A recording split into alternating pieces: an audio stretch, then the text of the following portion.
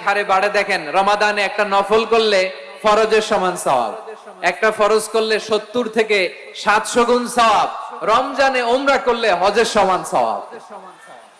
কুল্লু আমালি ইবনে আদম ইউদাফ আল হাসানাতু আশরু আমসালিহা ইলা 700 দি'ফিন ইল্লা সাওম। সব নেক আমলের সওয়াব বাড়তে বাড়তে 700 গুণ, কিন্তু রোজা ছাড়া। রোজার সওয়াব কি হবে?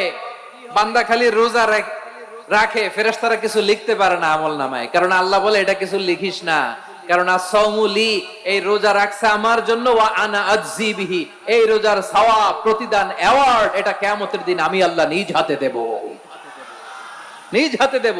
আরেক বর্ণনায় এসেছে ওয়া আনা উজজাবি, আমি আল্লাহ নিজেই হয়ে যাব রোজার প্রতিদান। সুবহানাল্লাহ পড়েন। আবার আল্লাহর হাবিব বলেন ইন্না ফিল জান্নাতি সামানিয়াতু আবওয়াব, জান্নাতের দরজা মোট 8টা, ফিহা